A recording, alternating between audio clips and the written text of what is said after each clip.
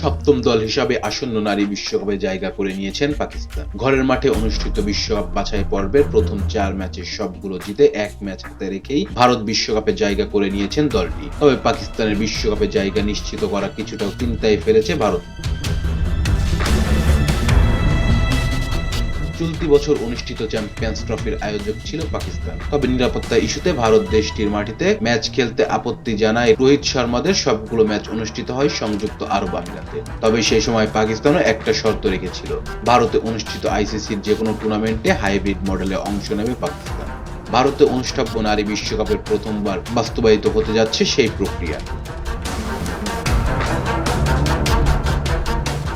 ভারত পাকিস্তানের সমঝোতা নেওয়ার সিদ্ধান্ত অনুযায়ী নারীদের আগামী একদিনের বিশ্বকাপ হাইব্রিড মডেলের সম্ভাবনা বেশি। পাকিস্তানের সবগুলো শ্রীলঙ্কা বা সংযুক্ত আরব আমিরাতে হতে পারে। যদিও আইসিসি বা বিসিসিআই এ বিষয়ে আনুষ্ঠানিকভাবে কিছুই জানায়নি।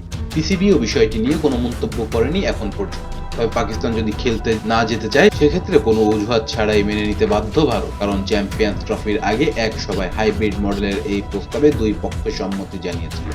আরব আমিরাত বা শ্রীলঙ্কা আলাদা করলে কিছুটা আর্থিক ক্ষতির মুখে পড়তে হবে ভারতকে। কয়েকটি ম্যাচ বাইরে চলে গেলে লাভের অংশটা কমে আসবে তাদের। আর ভারত পাকিস্তানের হাই ভোল্টেজ ম্যাচটিও সেক্ষেত্রে হতে পারে নিরপেক্ষ ভেন্যুতে। চলতি বছরের সেপ্টেম্বর অক্টোবরে ভারতের মাটিতে যে নারীদের ওয়ানডে বিশ্বকাপ 8 দলের টুর্নামেন্টে 7টি দল ইতিমধ্যে জায়গা করে নিয়ে এসেছে নিশ্চিতভাবে। বাছাই পর্বে নিজেদের শেষ ম্যাচে আজ পাকিস্তানের বিপক্ষে জয় পেলে বাংলাদেশ জায়গা নিশ্চিত করবে বিশ্বকাপে। হারলেও সুযোগ আছে, তবে সেক্ষেত্রে সমীকরণের মারপ্যাচে পাড়ি দিতে হবে টাইগ্রিসদের। রেজওয়ান ইসলাম, স্পোর্টস।